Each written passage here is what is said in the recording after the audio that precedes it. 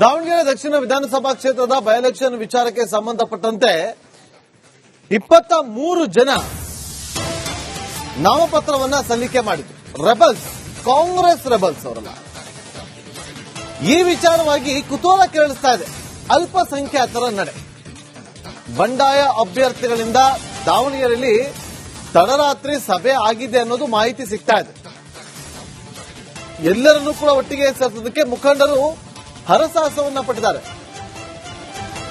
ಕಾಂಗ್ರೆಸ್ಗೆ ಸೋಲಿನ ರುಚಿಯನ್ನು ತೋರಿಸೋದಕ್ಕೆ ಬಂಡಾಯ ಅಭ್ಯರ್ಥಿಗಳು ಪಣ ತೊಟ್ಟಿರೋದು. ನೋಡಿ, ಸಾದಿಕ್ ಪೈಲ್ವಾನ್ ಬಂಡಾಯ ಅಭ್ಯರ್ಥಿ ಯಾರು ಎಷ್ಟೇ ಹೇಳಿದ್ರು ನಾನು ನಾಮಪತ್ರವನ್ನ ಹಿಂಪಡೆದುಕೊಳ್ಳೋದಿಲ್ಲ ಅಂತೇಳಿ ಅಜ್ಞಾತ ಸ್ಥಳದಿಂದ ವಿಡಿಯೋವನ್ನ ಮಾಡಿ ಹರಿಬಿಟ್ಟಿದ್ರು. ಇವತ್ತು ಲಾಸ್ಟ್ ಡೇಟ್ ನಾಮಪತ್ರವನ್ನ ಹಿಂಪಡೆಯೋದಕ್ಕೆ. ಇವತ್ತು ಸಂಜೆ 5 ಗಂಟೆ ಒಳಗಡೆ ನಾಮಪತ್ರವನ್ನ ಯಾರಾದ್ರೂ ಬೇಕಾದ್ರೂ ಹೋಗಿ ಹಿಂಪಡೆಯಬಹುದು ಅಭ್ಯರ್ಥಿಗಳು.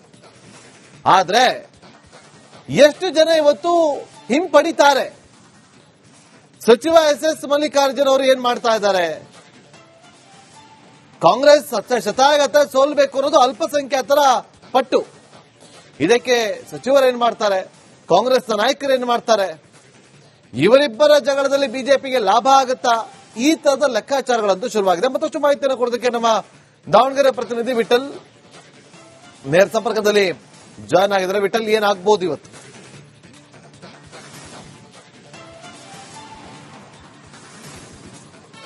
ಖಂಡಿತನಾಗಿರುವ ಪ್ರಮುಖವಾಗಿ ಇವತ್ತು ನಾಮಪತ್ರ ಹಿಂಪಡೆಯೋಕೆ ಕೊನೆ ದಿನ ಆಗಿರುವಂತದ್ದು. ದಾವಣಗೆರೆ ದಕ್ಷಿಣ ವಿಧಾನಸಭಾದ ಉಪಚುನಾವಣೆಗೆ ಸಂಬಂಧಪಟ್ಟಂತೆ ಸಾಕಷ್ಟು ಬೆಳವಣಿಗೆಗಳು, ಅದರಲ್ಲೂ ಸಹ ಅನಿರೀಕ್ಷಿತ ಬೆಳವಣಿಗೆಗಳು ಅಂತಾನೆ ಕರೀಬಹುದು. ಯಾಕಂತಂದ್ರೆ ಅಲ್ಪಸಂಖ್ಯಾತರು ತಮಗೆ ಟಿಕೆಟ್ ಸಿಗುತ್ತೆ ಅನ್ನೋ ಕಾನ್ಫಿಡೆನ್ಸ್ ಅಲ್ಲಿ ಇದ್ರೆ, ಆದ್ರೆ ಎಲ್ಲ ಒಂದು ಕಡೆ ಕೆಪಿಸಿಸಿ ಅವರನ್ನ ಬದಿಗೆ ಸರಿಸಿ ಮತ್ತೆ ಶಾಮನೂರು ಕುಟುಂಬಕ್ಕೆ ಮನೆ ಹಾಕುವಂತ ಕೆಲಸವನ್ನು ಮಾಡಿತ್ತು.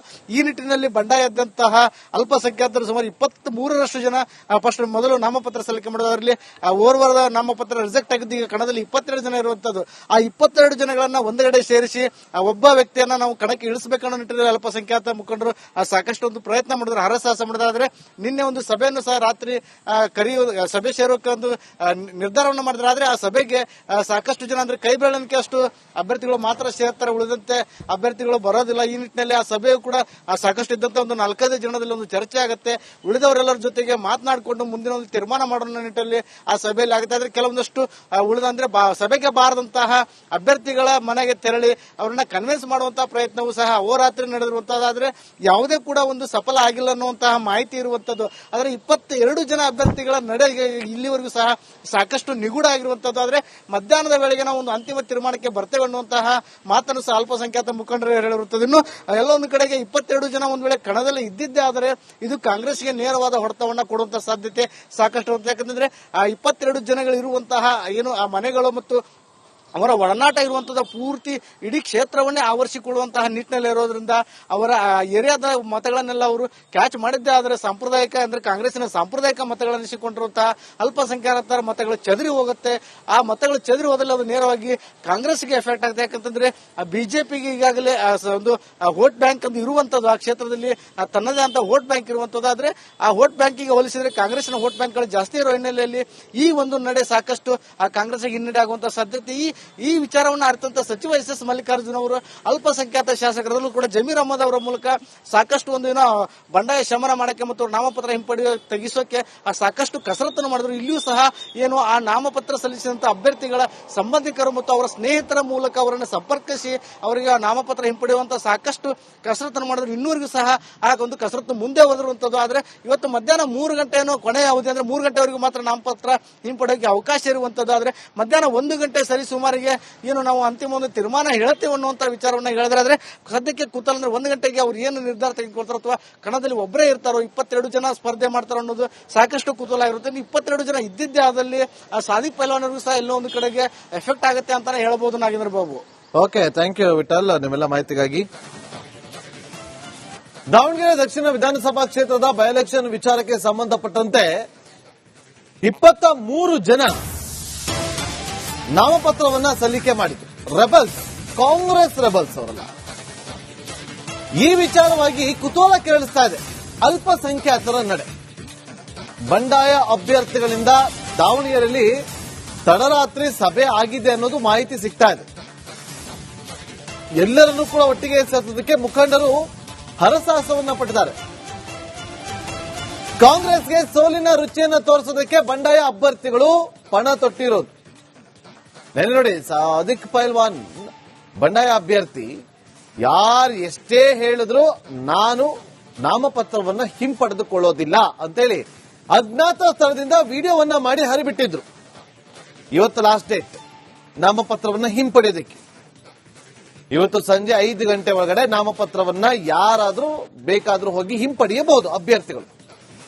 ಆದ್ರೆ ಎಷ್ಟು ಜನ ಇವತ್ತು ಹಿಂಪಡಿತಾರೆ?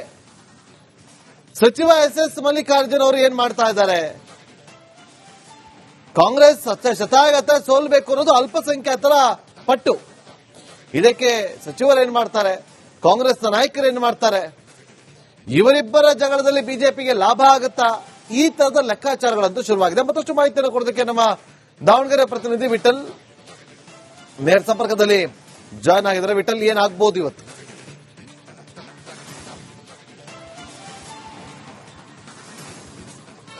ಖಂಡಿತನಾಗಿ ನಮ್ಮ ಪ್ರಮುಖವಾಗಿ ಇವತ್ತು ನಾಮಪತ್ರ ಹಿಂಪಡೆಯೋಕೆ ಕೊನೆ ದಿನ ಆಗಿರುವಂತದ್ದು. ದಾವಣಗೆರೆ ದಕ್ಷಿಣ ವಿಧಾನಸಭಾದ ಉಪಚುನಾವಣೆಗೆ ಸಂಬಂಧಪಟ್ಟಂತೆ ಸಾಕಷ್ಟು ಬೆಳವಣಿಗೆಗಳು, ಅದರಲ್ಲೂ ಸಹ ಕಾಂಗ್ರೆಸ್ನಲ್ಲಿ ಅನಿರೀಕ್ಷಿತ ಬೆಳವಣಿಗೆಗಳಂತಾನೆ ಕರೀಬಹುದು. ಯಾಕಂತಂದ್ರೆ ಅಲ್ಪಸಂಖ್ಯಾತರು ತಮಗೆ ಟಿಕೆಟ್ ಸಿಗುತ್ತೆ ಅನ್ನೋ ಕಾನ್ಫಿಡೆನ್ಸ್ ಅಲ್ಲಿದ್ರು. ಆದ್ರೆ ಎಲ್ಲ ಒಂದು ಕಡೆ ಕೆಪಿಸಿಸಿ ಅವರನ್ನ ಬದಿಗೆ ಸರಿಸಿ ಮತ್ತೆ ಶಾಮನೂರು ಕುಟುಂಬಕ್ಕೆ ಮನೆ ಹಾಕುವಂತ ಕೆಲಸವನ್ನು ಮಾಡಿತ್ತು. ಈ ನಿಟ್ಟಿನಲ್ಲಿ ಬಂಡಾಯದಂತಹ ಅಲ್ಪಸಂಖ್ಯಾತರು ಸುಮಾರು 23ರಷ್ಟು ಜನ ಫಸ್ಟ್ ಮೊದಲು ನಾಮಪತ್ರ ಸಲ್ಲಿಕೆ ಮಾಡಿದ್ರು. ಅದರಲ್ಲಿ ಓರ್ವರದ ನಾಮಪತ್ರ ರಿಜೆಕ್ಟ್ ಆಗಿದ್ದು ಈಗ ಕಣದಲ್ಲಿ 22 ಜನ ಇರುವಂತದ್ದು. ಆ 22 ಜನಗಳನ್ನ ಒಂದೆಡೆ ಸೇರಿಸಿ ಒಬ್ಬ ವ್ಯಕ್ತಿಯನ್ನ ನಾವು ಕಣಕ್ಕೆ ಇಳಿಸಬೇಕನ್ನೋ ನಿಟ್ಟಿನಲ್ಲಿ ಅಲ್ಪಸಂಖ್ಯಾತ ಮುಖಂಡರು ಸಾಕಷ್ಟು ಒಂದು ಪ್ರಯತ್ನ ಮಾಡಿದ್ರು, ಹರಸಾಹಸ ಮಾಡಿದ್ರು. ಆದ್ರೆ ನಿನ್ನೆ ಒಂದು ಸಭೆಯನ್ನು ಸಹ ರಾತ್ರಿ ಸಭೆ ಸೇರೋಕೆ ಒಂದು ನಿರ್ಧಾರವನ್ನು ಮಾಡಿದ್ರು. ಆದ್ರೆ ಆ ಸಭೆಗೆ ಸಾಕಷ್ಟು ಜನ ಅಂದ್ರೆ ಕೈ ಬೆಳವಣಿಗೆ ಅಷ್ಟು ಅಭ್ಯರ್ಥಿಗಳು ಮಾತ್ರ ಸೇರ್ತಾರೆ, ಉಳಿದಂತೆ ಅಭ್ಯರ್ಥಿಗಳು ಬರೋದಿಲ್ಲ. ಈ ನಿಟ್ಟಿನಲ್ಲಿ ಆ ಸಭೆಯು ಕೂಡ ಸಾಕಷ್ಟು ಇದ್ದಂತ ಒಂದು 4-5 ಜನದಲ್ಲಿ ಒಂದು ಚರ್ಚೆ ಆಗುತ್ತೆ.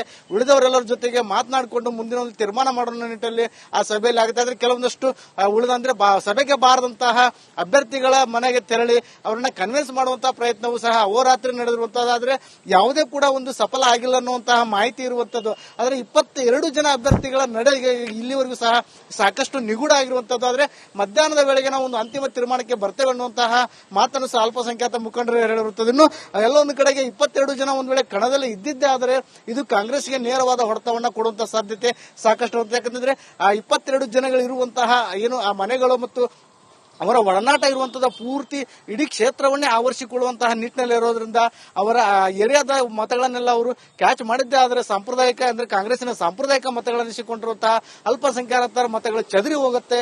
ಆ ಮತಗಳು ಚದುರಿ ಹೋದಲ್ಲಿ ಅದು ನೇರವಾಗಿ ಕಾಂಗ್ರೆಸ್ಗೆ ಎಫೆಕ್ಟ್ ಆಗುತ್ತೆ. ಯಾಕಂತಂದ್ರೆ ಬಿಜೆಪಿಗೆ ಈಗಾಗಲೇ ಒಂದು ವೋಟ್ ಬ್ಯಾಂಕ್ ಅಂತ ಇರುವಂತದ್ದು, ಆ ಕ್ಷೇತ್ರದಲ್ಲಿ ತನ್ನದೇ ಅಂತ ವೋಟ್ ಬ್ಯಾಂಕ್ ಇರುವಂತದ್ದು. ಆದ್ರೆ ಆ ವೋಟ್ ಬ್ಯಾಂಕಿಗೆ ಹೋಲಿಸಿದ್ರೆ ಕಾಂಗ್ರೆಸ್ನ ವೋಟ್ ಬ್ಯಾಂಕ್ಗಳು ಜಾಸ್ತಿ ಇರೋ ಹಿನ್ನೆಲೆಯಲ್ಲಿ ಈ ಒಂದು ನಡೆ ಸಾಕಷ್ಟು ಆ ಕಾಂಗ್ರೆಸ್ಗೆ ಹಿನ್ನಡೆ ಆಗುವಂತಹ ಸಾಧ್ಯತೆ. ಈ ವಿಚಾರವನ್ನು ಅರಿತಂತ ಸಚಿವ ಎಸ್ ಮಲ್ಲಿಕಾರ್ಜುನ್ ಅವರು ಅಲ್ಪಸಂಖ್ಯಾತ ಶಾಸಕರಲ್ಲೂ ಕೂಡ ಜಮೀರ್ ಅಹಮದ್ ಅವರ ಮೂಲಕ ಸಾಕಷ್ಟು ಒಂದು ಏನೋ ಬಂಡಾಯ ಶಮನ ಮಾಡಕ್ಕೆ ಮತ್ತು ನಾಮಪತ್ರ ತೆಗಿಸೋಕೆ ಸಾಕಷ್ಟು ಕಸರತ್ತನ್ನು ಮಾಡಿದ್ರು. ಇಲ್ಲಿಯೂ ಸಹ ಏನು ಆ ನಾಮಪತ್ರ ಸಲ್ಲಿಸಿದಂತ ಅಭ್ಯರ್ಥಿಗಳ ಸಂಬಂಧಿಕರು ಮತ್ತು ಅವರ ಸ್ನೇಹಿತರ ಮೂಲಕ ಅವರನ್ನು ಸಂಪರ್ಕಿಸಿ ಅವರಿಗೆ ನಾಮಪತ್ರ ಹಿಂಪಡೆಯುವಂತ ಸಾಕಷ್ಟು ಕಸರತ್ತನ್ನು ಮಾಡಿದ್ರು. ಇನ್ನೂರಿಗೂ ಸಹ ಆ ಒಂದು ಕಸರತ್ತು ಮುಂದೆ ಹೋದಿರುವಂತದ್ದು. ಆದ್ರೆ ಇವತ್ತು ಮಧ್ಯಾಹ್ನ 3 ಗಂಟೆಯನ್ನು ಕೊನೆಯ ಅವಧಿ ಅಂದ್ರೆ 3 ಗಂಟೆವರೆಗೂ ಮಾತ್ರ ನಾಮಪತ್ರ ಹಿಂಪಡೆಯೋಕೆ ಅವಕಾಶ ಇರುವಂತದ್ದು. ಆದ್ರೆ ಮಧ್ಯಾಹ್ನ 1 ಗಂಟೆ ಸರಿ ಸುಮಾರಿಗೆ ಏನು ನಾವು ಅಂತಿಮ ಒಂದು ತೀರ್ಮಾನ ಹೇಳುತ್ತೇವೆ ಅನ್ನುವಂತ ವಿಚಾರವನ್ನ ಹೇಳಿದ್ರೆ, ಆದ್ರೆ ಸದ್ಯಕ್ಕೆ ಕೂತಲ್ಲ ಅಂದ್ರೆ 1 ಗಂಟೆಗೆ ಅವ್ರು ಏನು ನಿರ್ಧಾರ ತೆಗೆದುಕೊಳ್ತಾರೋ ಅಥವಾ ಕಣದಲ್ಲಿ ಒಬ್ಬರೇ ಇರ್ತಾರೋ 22 ಜನ ಸ್ಪರ್ಧೆ ಮಾಡ್ತಾರೋ ಅನ್ನೋದು ಸಾಕಷ್ಟು ಕುತೂಹಲ ಇರುತ್ತೆ. 22 ಜನ ಇದ್ದಿದ್ದೇ ಆದಲ್ಲಿ ಸಾದಿಕ್ ಪೈಲ್ವಾನರಿಗೂ ಸಹ ಎಲ್ಲೋ ಒಂದು ಕಡೆಗೆ ಎಫೆಕ್ಟ್ ಆಗುತ್ತೆ ಅಂತಾನೆ ಹೇಳ್ಬೋದು Nagendra Babu. Okay, thank you Vithal ನಿಮ್ಮೆಲ್ಲ ಮಾಹಿತಿಗಾಗಿ.